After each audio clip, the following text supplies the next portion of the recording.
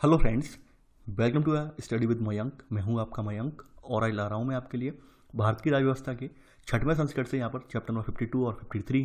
ठीक है, यहाँ पर आज हम जो है 52 के तहत जो है भारत के महान्यायवादी को देखेंगे, अटॉर्नी जनरल ऑफ इंडिया को देखेंगे, और 53 के तहत जो है यहाँ पर राज्य का महाधिवक्ता जो होता है इसको देखेंगे। देखिए, हम यहाँ पर दोनों के मध्य योग क्या क्या अंतर है उसके बारे में, उन अंतरों को भी जानेंगे। तो चलिए स्टार्ट करते हैं आज का वीडियो, देखते हैं हमें क्या क्या यहाँ पर डिस्कस करना है। चलिए बात कर लेते हैं यहाँ पर जो है भारत के महान्यायवादी की। देखिए, यहाँ पर जो भारत का महान्यायवादी होता है तो आप एक तरह से ये समझ सकते हैं केंद्र सरकार का अपना एक निजी वकील के तौर पे होता है ये। ठीक है, यानी जो भी यहाँ पर इससे संबंधित केंद्र सरकार से संबंधित जो भी मामले वगैरह होते हैं, जिन्हें कानूनी सहायता के मामले वगैरह जो होते हैं, तो उनकी अगुवाई करने वाला व्यक्ति यही होता है। ठीक है, यानी कौन? अटॉर्नी जनरल ऑफ इंडिया, केंद्र सरकार की तरफ से। और आपके संविधान का भाग 5 है, संविधान के भाग 5 में यहाँ पर आर्टिकल यानी कि अनुच्छेद 76 के तहत भारत के महान्यायवादी के पद की व्यवस्था की गई है, जो कि देश का सर्वोच्च कानून अधिकारी होता है। यानी कि ये जो है पूरे देश का सर्वोच्च कानून अधिकारी होता है और केंद्र सरकार के एक एजेंट के रूप में रहता है ये। ठीक है, अब देखते हैं इसका नियुक्ति और कार्यकाल क्या क्या है। देखिए, यहाँ पर जो महान्यायवादी की नियुक्ति है ये राष्ट्रपति के द्वारा होती है।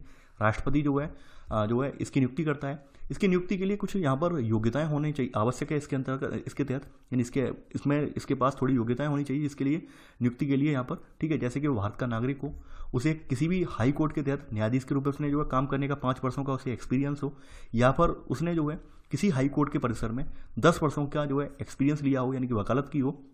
या फिर ऐसा भी हो सकता है कोई भाई राष्ट्रपति को ये लगे कोई व्यक्ति जो है न्यायिक मामले में अच्छा खासा उसका जानकारी है, अच्छी खासी वो पहुंच रखता है। ठीक है, तो उसे भी इसके लिए जो है यहाँ पर नामित कर सकता है, यहाँ पर नियुक्त कर सकता है। ठीक है, अब देखते हैं यहाँ पर कार्यकाल के बारे में, यहाँ पर किस तरह से कार्यकाल होगा उसका, कितने कार्यकाल के ये होंगे, समय होगा, इसको यहाँ पर डिफाइन नहीं किया गया है। संविधान में कहीं बताया नहीं गया है कि महान्यायवादी का कितना कार्यकाल होगा, तो संविधान के द्वारा इसका निश्चित नहीं किया गया है। ठीक है, और उसको हटाने की भी कोई प्रक्रिया को भी यहाँ पर कोई वर्णन नहीं किया गया है, यानी किस तरह से उसे हटाया जाएगा, इम्पीचमेंट कैसे होगा, कोई वर्णन नहीं किया गया है। यहाँ पर आप सिर्फ एक बात समझ लीजिए कि ये राष्ट्रपति के प्रसाद पर्यंत होगा, यानी कि महान्यायवादी के जो कार्यकाल की सुरक्षा है वो बिल्कुल भी नहीं है, वो राष्ट्रपति के प्रसाद पर्यंत पद तक बना रहेगा।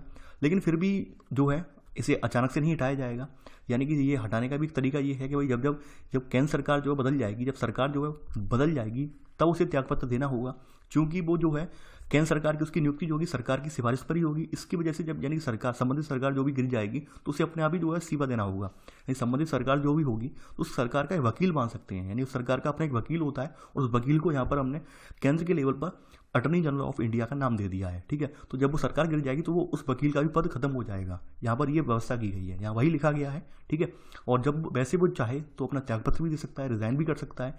ठीक है, तो यही सब बातें यहाँ पर कही गई हैं। अब देखते हैं, देखिए यहाँ पर इसको कितना वेतन भत्ते वगैरह मिलेंगे इसके बारे में यहाँ पर कुछ भी तय नहीं है। ये सब जो है संविधान में कहीं भी तय नहीं किया गया है, ये सब राष्ट्रपति निर्धारित करते हैं क्या क्या क्या वेतन मिलेंगे, कौन कौन से भत्ते दिए जाएंगे, ये सब राष्ट्रपति निर्धारित करते हैं। इसके कार्य और शक्तियाँ देख लेते हैं, यानी इसके कौन कौन से कार्य हैं, शक्तियाँ कौन कौन सी हैं, इसे ये भी देख लेते हैं यहाँ पर।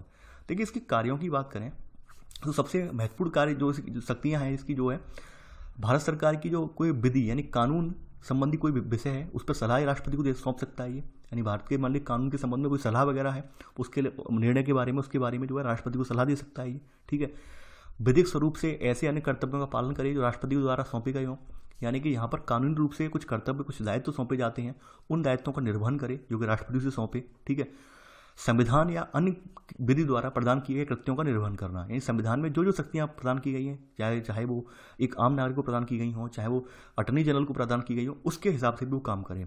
अब देखिए, इसके कुछ कार्य हैं, जैसे कार्य कौन कौन से हैं। देखिए, सबसे बड़ा बात तो मैंने आपको पहले बता दी, ये केंद्र सरकार का वकील के रूप में कार्य करता है, यानी भारत सरकार का वकील होता है ये। तो ये भारत सरकार के संबंधित मामलों को लेकर सुप्रीम कोर्ट न्यायालय में भारत की ओर से पेश होना, यानी वकील के तहत। ठीक है, और वहीं जो संविधान का अनुच्छेद 143 है, आपको याद होगा, इसके तहत क्या करता है, यानी राष्ट्रपति जो है सुप्रीम कोर्ट से सलाह मशवरा कर सकता है, सलाह ले सकता है, ये यहाँ पे था। तो या फिर सुप्रीम कोर्ट जब चाहे तो राष्ट्रपति से अपना कोई जवाब तलब करना हो, राष्ट्रपति से मुलाकात करनी हो, तो उस समय क्या होगा, उस समय आपका जो अटॉर्नी जनरल ऑफ इंडिया जो होगा वो राष्ट्रपति के द्वारा प्रतिनिधि के रूप में जाएगा यहाँ पर। ठीक है, प्रतिनिधित्व करेगा। तो संविधान का अनुच्छेद 140 के तहत राष्ट्रपति के द्वारा जो है उच्चतम न्यायालय में भारत सरकार का प्रतिनिधित्व करना, ये भी इसका काम है। ठीक है, और सरकार से संबंधित कोई भी मामला हो और वो मान लो हाई कोर्ट में चल रहा हो तो उसकी सुनवाई का भी इसे अधिकार है। ठीक है, तो उच्च न्यायालय में सुनवाई का अधिकार है इसे। तो ये कुछ इसे अधिकार दिए गए थे, इनके बारे में आपने देख लिया है। अब देखिए, इसके अधिकार की मर्यादाएं बताई गई हैं कि मर्यादाएं क्या क्या हैं, कहाँ तक वो अपना अधिकार क्षेत्र यूज कर सकता है। पहली बात, ये किसी भी सदन का सदस्य नहीं होता है, लेकिन फिर भी ये सदन के दोनों सदनों की कार्यवाही में भाग ले सकता है, लेकिन वहाँ पर मतदान नहीं कर सकता है। ठीक है, यानी यहाँ पर लिखा है कि संसद के दोनों सदनों में बोलने या कार्रवाई में भाग लेने या दोनों सदनों की संयुक्त बैठक में मताधिकार के बगैर भाग लेने का अधिकार है इसे। ठीक है, तो आपने देख लिया ये वाला। ठीक है, देखिए यहाँ पर जो इसे ये मैंने बता ही दिया ऊपर कि भारत के किसी भी क्षेत्र में किसी भी अदालत में महान्यायवादी को सुनवाई का अधिकार है, सुनवाई कर सकता है ये, यानी एज ए जज के रूप में भी सुनवाई कर सकता है वहाँ पर ये। अब देखिए यहाँ पर बताया गया है महान्यायवादी की कुछ सीमाएं भी हैं, यानी कि उससे उसका जो कर्तव्य है उसके कर्तव्यों में उल्लंघन ना हो, इसके लिए वो सीमाएं निर्धारित की गई हैं। सीमाएं ये निर्धारित की गई हैं कि मान लीजिए भारत सरकार के खिलाफ कोई विश्लेषण नहीं करेगा वो, यानी चूंकि भारत सरकार का जब वकील है तो ऐसा कोई विश्लेषण नहीं करेगा कि भाई भारत सरकार का ऐसा लगे कि भाई भारत सरकार की बुराई कर रहा हो, आलोचना कर रहा हो, भारत सरकार के द्वारा बनाए हुए कोई कानून उसकी उपहास उड़ा रहा हो, ऐसा काम कृत्य बिल्कुल भी ये नहीं करेगा। या साफ साफ लिखा हुआ है कि वह भारत सरकार के खिलाफ कोई सलाह या विश्लेषण नहीं कर सकता। ठीक है, दूसरी बात यह है कि जिस मामले में भारत सरकार की तरफ से पेश हो रहा हो तो उसमें पर कोई टिप्पणी नहीं कर सकता, अपनी निजी टिप्पणी नहीं कर सकता है। मान लीजिए जैसे अभी आप देख रहे होंगे CANRC को लेकर अभी हल्ला मचा है, चर्चा मचा है, तो ऐसा नहीं है कि भाई अटर्नी जनरल ऑफ इंडिया क्या कि भाई मैं भी सहमत नहीं हूँ, मैं भी ये हूँ, मेरा इसमें ये खामियां वो खामियां, ये बिल्कुल नहीं कह सकता। अटर्नी जनरल तो बिल्कुल नहीं कह ही नहीं सकता है। ठीक है, अटर्नी जनरल को उसका बचाव करना है, बताना है भैया केस क्यों लागू करवाना है, क्या उद्देश्य है इसका क्या क्या मतलब जो है भारत सरकार को फायदा हो, उसे ये बताना है। उसे ये नहीं बताना है भाई इसका कोई एडवांटेज नहीं है, ये नहीं है, इसकी आलोचना नहीं कर सकता है वो यहाँ पर। ठीक है, ये आप जान लीजिए, क्योंकि वकील होता है केंद्र सरकार का ये। और दूसरी बात यह है कि बिना भारत सरकार की अनुमति के ये सबसे इंपॉर्टेंट है, ये किसी आपराधिक मामले में व्यक्ति का बचाव नहीं कर सकता। यानी मान लीजिए भाई अटर्नी जनरल ऑफ इंडिया है, अब देखिए वैसे तो पद जो है इसका काफ़ी ऊंचा पद है यहाँ पर। ठीक है, तो ऐसा नहीं है कि भाई ये अपना पद की गरिमा को बनाए रखने के लिए अभी अपनी पद की गरिमा का दुरुपयोग करे और किसी आपराधिक षड्यंत्र में फंसे हुए व्यक्ति को बचाव करने की कोशिश करे, ऐसा ये बिल्कुल नहीं करेगा। ठीक है, और अगर ऐसा करता है तो उसे भारत सरकार की अनुमति लेनी पड़ेगी। ठीक है, ऐसा करने के लिए। इसके अलावा यहाँ पर ये भी लिखा है यहाँ पर कि बिना भारत सरकार की अनुमति के वह किसी कंपनी के निदेशक का पद ग्रहण नहीं कर सकता है। ये कंपनी के जो निदेशक वगैरह के पद वगैरह होते हैं, इन जब अपने कार्यकाल में रहेगा ये, तो ये बिल्कुल ग्रहण नहीं करेगा। ठीक है, कोई भी यानी कि इस तरह के पद प्रस्ताव वो ग्रहण नहीं करेगा बिल्कुल भी। चूंकि आपको पता होगा जो बड़ी बड़ी फर्म्स होती हैं वहाँ पर भी उनके निजी वकील होते हैं, निजी यानी कि निजी सलाहकार वकील वगैरह होते हैं, जो न्याय व्यवस्था से संबंधित जो उनकी जो भी हैं, ठीक है, ये जो भी उनसे संबंधित विवाद आते हैं समाधान करने के लिए वो वकील रहते हैं, सलाह देने के लिए वकील रहते हैं। ठीक है, तो इस तरह से ये कोई निदेशक के रूप में कहीं पर पद ग्रहण नहीं करेगा किसी बड़ी फर्म में। ठीक है, बिना भारत सरकार की अनुमति के। अगली बात यह है कि यहाँ पर जब तक कि विधि एवं न्याय मंत्रालय वैधानिक मामले विभाग के माध्यम से इस आशय का भी प्रस्ताव या संदर्भ से प्रेरित नहीं किया जाता, वह भारत सरकार के किसी मंत्रालय या विभाग या सार्वजनिक उपक्रम या वैधानिक संगठन को अपनी सलाह नहीं देगा। यहाँ पर कहने का मतलब ये है कि जब तक ये मंत्रालय है, विधि और न्याय मंत्रालय, ये एक अधिसूचना जारी नहीं करता, उसके लिए एक आदेश यानी कोई प्रस्ताव से संबंधित आदेश प्रेषित नहीं करता, तब तक ये जो है किसी भारत सरकार के किसी अन्य मंत्रालय को या फिर भारत सरकार के किसी पब्लिक सेक्टर अंडरटेकन को या फिर कोई कानूनी संगठन है उसको अपनी सलाह बिल्कुल नहीं देगा। ठीक है, यानी इसके ऊपर पूरी तरह से नियंत्रण किसका है? केंद्र सरकार का, और उसके अलावा यहाँ पर विधि एवं न्याय मंत्रालय का। ठीक है, तो ये नियंत्रण यानी कि अपने फ्री मर्जी से नहीं कर सकता है, तो ये यहाँ पर बात कही गई है यहाँ पर। ठीक है, अब देखिए यहाँ पर ये इस तरह से ये वाला जो पोर्शन है वो कंप्लीट हो जाता है। यहाँ पे बताया गया है भारत का महाधिवक्ता क्या है, वही सब बातें लिखी हुई हैं, कुछ ज़्यादा यहाँ पर नहीं है यहाँ पर। ठीक है, भारत का महाधिवक्ता बताया गया है, इनकी सहायता करने के लिए यहाँ पे भारत सरकार के महाधिवक्ता और अपर महाधिवक्ता का रोल रखा गया है। ठीक है, एक तरह से मान सकते हैं कि भाई उनके सेक्रेटरी टाइप बना दिए गए हैं, इनका कोई ज़्यादा महत्व नहीं है। तो ये तो थे इनके बारे में उपबंध। अब थोड़ा इनके कानूनी उपबंध हम देख लेते हैं, जो इनके संवैधानिक उपबंध जो बनाए गए हैं, ठीक है, वो हम देख लेते हैं। देखिए यहाँ पर आप देख पा रहे होंगे अनुच्छेद 76 में आपके जो है यहाँ पर भारत के महान्यायवादी का जिक्र है। अनुच्छेद 88 में, तो अनुच्छेद 88 में आपने पढ़ा होगा संसद सदनों के मंत्रियों के महान्यायवादी से जुड़े जो विशेषाधिकार हैं, ठीक है, उनका जिक्र इसमें किया गया है। ठीक है, उनके अधिकारों का जिक्र किया गया है। अनुच्छेद 105 के तहत यहाँ पे इन्हें संसद के दोनों सदनों में सदस्यों की समक्तियों की जो शक्तियाँ हैं, इनके विशेषाधिकार हैं, उनकी डिफेंड करने की, विशेषाधिकार के हनन वगैरह के बारे में बताया गया है। ठीक है, तो ये कुछ अनुच्छेद हैं, ये याद रखना आप। अब देखिए आगे बढ़ते हैं, अगला देखते हैं यहाँ पर एडवोकेट जनरल ऑफ स्टेट, यानी राज्य का महाधिवक्ता। इसका क्या रोल है? राज्य का महाधिवक्ता का क्या रोल है? देखिए हाँ, ये आ गया राज्य का महाधिवक्ता। देखिए जो आपका अटर्नी जनरल ऑफ इंडिया है उसका जिक्र किया गया है आर्टिकल 76 में। वहीं राज्य का महाधिवक्ता का जिक्र जो है संविधान के आर्टिकल जो है भाग 6 के तहत अनुच्छेद 165 में किया गया है। ठीक है, और ये राज्य का सर्वोच्च कानूनी अधिकारी होता है, यानी जैसे वो केंद्र का कानून सर्वोच्च कानूनी अधिकारी है, ठीक उसी प्रकार से राज्य का अधिवक्ता राज्य का सर्वोच्च कानूनी अधिकारी होता है। ठीक है, यानी एक तरह से मान सकते हैं कि अनुपूरक व्यवस्था है, जो वहाँ पर केंद्र में महान्यायवादी वाली व्यवस्था है, यहाँ पर उसे नाम चेंज करके हमने राज्य का महाधिवक्ता कर दिया है उसे। ठीक है, देखिए इसकी नियुक्ति जो होती है राज्यपाल के द्वारा होती है, वही सब प्रोसीजर है। और नियुक्ति के लिए योग्यता क्या होनी चाहिए कि उसे पहली बात तो भारत का नागरिक होना चाहिए, 10 वर्ष का न्यायिक अधिकारी हो या उच्च न्यायालय में 10 वर्षों तक उसने वकालत की हो, इसका अनुभव हो। ठीक है, वही व्यक्ति यहाँ पे जो है राज्य का महाधिवक्ता चुना जा सकता, नियुक्त किया जा सकता है। इसके अलावा यहाँ पर आगे बढ़ते हैं, देखिए इसके कार्यकाल की संक्षिप्तता नहीं है, यानी राज्यपाल के प्रसाद पर्यंत अपने पद पर रहता है ये, यानी इसे कभी भी अपने पद से हटाया जा सकता है जरूरत पड़ने पर। ठीक है, और जब चाहे तभी अपना त्यागपत्र राज्यपाल को दे भी सकता है। ठीक है, और वही प्रोसीजर यहाँ पर भी है, चूंकि ये राज्य सरकार का यानी राज्य की जो सरकार होती है उसका एक वकील के तौर पर ही कार्य करता है। तो जब जब राज्य सरकार चेंज होती है, चूंकि राज्य सरकार की सलाह से ही यहाँ पर नियुक्त किया जाता है, राज्य सरकार की सलाह से ही पहुँचता है व्यक्ति, तो जैसी सरकार चेंज होती है राज्यों में, वैसे ही इसे भी अपने पद से पदमुक्त कर दिया जाता है। ठीक है, तो वही सब चीज़ें हैं, कोई ज़्यादा डिफरेंस नहीं है, वही सब यहाँ पे कॉपी कर दिया गया है। आगे देखते हैं यहाँ पर देखिए अगली बात यहाँ पे निकल के आती है, यहाँ पर ये वाली कि संविधान में महाधिवक्ता के वेतन भत्तों को भी निश्चित यहाँ पे नहीं किया गया है, यानी कि वही कंडीशन है, इनके वेतन भत्ते निर्धारित नहीं है। जैसे आपके महान्यायवादी के संदर्भ में राष्ट्रपति निर्धारित करता है, वहीं यहाँ पर महाधिवक्ता के संदर्भ में राज्यपाल निर्धारित करता है इन्हें क्या क्या वेतन मिलेंगे, क्या भत्ते मिलेंगे। ठीक है, कार्य और शक्तियाँ देख लेते हैं, इनके कार्य क्या है, शक्तियाँ इन्हें क्या क्या मिली हैं। राज्य सरकार को कानूनी संबंधी विषयों पर सलाह देना जो राष्ट्रपति के द्वारा सौंपे गए हों। ठीक है, राज्य सरकार को जो कानून संबंधी विषय हैं उन पर सलाह देना, यानी राष्ट्रपति ने इनका परफॉर्मा तैयार कर दिया है कि आपको इस विषय में राज्य सरकार को सलाह देनी है, उन पर सलाह देना ही देना। इसके अलावा देखिए दूसरे पॉइंट में और डिफरेंस है, दूसरे पॉइंट को पहले पॉइंट को ध्यान से पढ़ना कि विधिक स्वरूप से ऐसे अन्य कर्तव्यों का पालन करे जो राज्यपाल द्वारा सौंपे जाएं। चूंकि भाई ये पर्टिकुलर राज्य में तैनात है, तो राज्यपाल वहाँ का जो होगा कुछ अपना कानूनी स्वरूप तैयार करेगा, एक फॉर्मेट तैयार करेगा, जिस फॉर्मेट के दायरे में जैसे अपनी अनुशंसाएं करनी होंगी, जैसे अपनी जो है अपनी अनुशंसाएं हैं, अपनी यहाँ पर जो भी इसकी जो हों, यानी कि जो भी इससे सलाह हो, सलाहकारी प्रवृत्ति की नीतियाँ हों, उसको बताना होगा। ठीक है, तो वो राज्यपाल तय करेगा।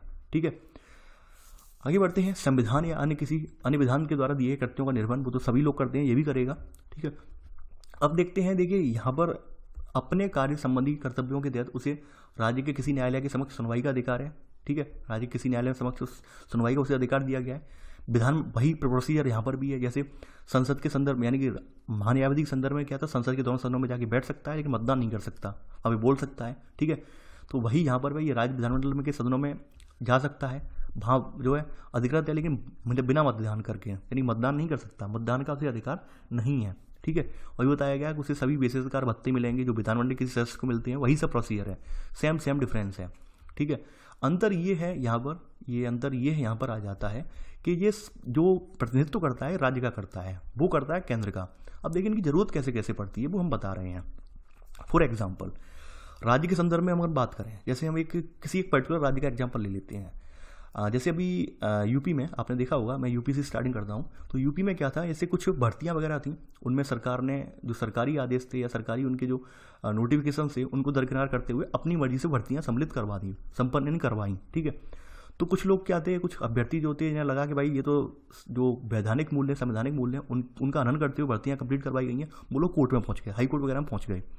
तो हाई कोर्ट में अब भाई सरकार ऐसा तो है नहीं कि सरकार अपना वकील अलग से करे। ठीक है, सरकार क्या करती है भाई, अपना एक वकील रखती है इन सब कामों को निपटाने के लिए। ये तो मैंने एक केस की बात की, ऐसे तमाम केस होते हैं, ये तो एक केस की बात की। देखिए सरकार ऐसा नहीं है कि वकील अपने प्राइवेट नहीं करती, प्राइवेट वकील भी अपने करती है, लेकिन मोस्टली जो राज्य का महाधिवक्ता होता है वो यही सब केस जो है सॉर्ट आउट करता है, वो वहाँ पर उपस्थित होगा, बताएगा सरकार ने ये चीज़ करके इस वजह से गुणवत्ता को सुनिश्चित करने के लिए ऐसी कट ऑफ लगाई, गुणवत्ता को सुनिश्चित करने के लिए उसने इतनी हाई कट ऑफ रखी। ठीक है, इस तरह से उसने भर्ती करवाई, तो ये सब अपनी अपनी दलील वो देगा वहाँ पर राज्य का, यानी कि महाधिवक्ता। ठीक ऐसी ही प्रोसीजर जो होती है महान्यायवादी की होती है। जैसे तमाम बार केस क्या हो जाते हैं, आपने देखा होगा, जैसे कुछ और लोग हैं पहुंच गए केंद्र सरकार को लेकर सुप्रीम कोर्ट में पहुंच गए। केंद्र सरकार जो है, मान लीजिए केंद्र सरकार सीए एनआरसी लेके आई, अब सीए एनआरसी को लेकर कुछ लोग कोर्ट में पहुंच गए, कोर्ट में कह रहे हैं भाई ये तो संवैधानिक मूल्यों का हनन करने वाला है। तो वहाँ पर जो राज्य का बोल रहा हूँ सॉरी भारत का महान्यायवादी वो बताएगा, अपनी दलील पूरी देगा सुप्रीम कोर्ट में कि भाई भारत का ये संविधान के हनन नहीं कर रहा है, बल्कि संविधान का बचाव कर रहा है, इससे क्या क्या जो है सुरक्षा मिल रही है हमारे संविधान को, क्या क्या इससे लाभ हो रहे हैं वो वहाँ पे बताएगा, उसका जो प्रतिरोध करेगा। ठीक है, तो ये दोनों के कार्य बस यही है कि भाई कानूनी रूप से वकील हैं दोनों, यानी एक केंद्र के संदर्भ में वकील है और एक राज्य के संदर्भ में है। ठीक है, बस नामों में डिफरेंस है और दोनों के अधिकार क्षेत्र में थोड़ा डिफरेंस है। इसका अधिकार क्षेत्र जो है केवल राज्यों तक सीमित है, वहीं जो महान्यायवादी का ऑल ओवर इंडिया में है। ठीक है, तो ये दोनों में डिफरेंस है। और तो ये यहाँ के आर्टिकल देख लेते हैं। यहाँ पर जैसे 165 में राज्य के महाधिवक्ता का पूछा जाता है, अक्सर पूछा जाता है 76 और 165। ठीक है, 76 में महान्यायवादी और ये 165 में महाधिवक्ता। 88 में जो है केंद्र में संसद के जो मंत्री वगैरह हैं महान्यायवादी हैं, उनके अधिकार हैं। वहीं 170 में राज्य विधानसभा के जो सदन हैं, इनकी समितियां हैं, इनसे जुड़े अधिकार हैं, महाधिवक्ता के अधिकारों की चर्चा की गई है। 194 में महाधिवक्ता की शक्तियां, विशेषाधिकार की प्रतिरक्षा के बारे में बताया गया है। वही सब चीज़ें हैं। ठीक है, देखिए यहाँ पर एक बार रिकैप किया गया है इस पूरे पोर्शन का। यहाँ पे जैसे 76 में क्या है, महान्यायवादी है। 48 में कहा गया कंप्ट्रोलर ऑडिटर जनरल है, वो रिकैप मैं करवा दे रहा हूँ यहाँ पर। ठीक है, 165 में राज्य के महाधिवक्ता हैं। ये याद रखना। 243 आई में राज्य वित्त आयोग है आपका। के में जो है निर्वाचन आयोग है। ये बहुत इंपॉर्टेंट है और ये पूछे जाते हैं अक्सर आपके पीसीएस एग्जाम में, छोटे एग्जाम में पूछे जाते हैं कि ये कहाँ कहाँ है। 243 आई में राज्य वित्त आयोग है और 243 के में राज्य निर्वाचन आयोग है। ठीक है, ये इतना इंपॉर्टेंट नहीं है। 63 वाला पूछा जाता है, अंतर्राज्यीय परिषद जो है 263 के तहत आती है। 280 में वित्त आयोग है। 279 ए ये आपको पता होगा किसी संबंधित है, जीएसटी संबंधित है, ये तो आपको याद होगा। ठीक है, अभी 307 पे वैसे पहुंचे नहीं है, 307 का भी जिक्र इसमें कर दिया गया है। 307 में अंतर्राज्यीय व्यापार और वाणिज्य है इसमें। 315 आप पढ़ चुके हैं, यानी कि यूपीएससी के और राज्य यानी कि स्टेट पीसीएससी के बारे में बताया गया है। 324 में इलेक्शन कमीशन के बारे में बताया गया है। ठीक है, ये सब पढ़ चुके हैं। 338 में एससी कास्ट के बारे में राष्ट्रीय आयोग है। 38 ए में एसटी जनजातियों के लिए राष्ट्रीय आयोग है। ठीक है, 279 ए का यहाँ पे बाद में लिखा गया है जीएसटी काउंसिल, आप पढ़ चुके अभी। 338 बी में राष्ट्रीय पिछड़ा वर्ग आयोग यहाँ पे है। 339 में अनुसूचित क्षेत्र अनुसूचित जनजाति आयोग बनाया गया है। पिछड़ा वर्ग आयोग 340 में पिछड़ा वर्ग आयोग बोला गया है यहाँ पर। ठीक है, 44 ये भी आपने पढ़े नहीं है। ठीक है, तो यहाँ पर रिकैप किया गया था क्योंकि यहाँ पर इसका पूरा एक यूनिट खत्म हो रही थी। ठीक है, इस मारे रिकैप किया गया था। इसके बाद जो गैर संवैधानिक भाग चलेगा आपका। ठीक है, यानी कि नॉन कॉन्स्टिट्यूशनल बॉडी जो है वो वहाँ पर बाद में पढ़ाई जाएंगी इसके बाद, इस अध्याय के बाद। ठीक है, तो ये था हमारा आज का वीडियो। आई होप आपको आज का वीडियो पसंद आया होगा। देखिए आप लोग वीडियो को लाइक शेयर करना बिल्कुल भी ना भूलें। आप लोग वीडियो को कम से कम देख रहे हैं, ये बड़ी दुर्भाग्य की बात है। यानी आप लोगों को ज़्यादा से ज़्यादा वीडियो देखना चाहिए, समझना चाहिए वीडियो के बारे में। ठीक है, तो आई होप आप लोग वीडियो देखेंगे, इस वीडियो को लाइक शेयर करना बिल्कुल भी ना भूलेंगे। तो चलिए आज के लिए बस नहीं। Thanks for watching. जय हिंद।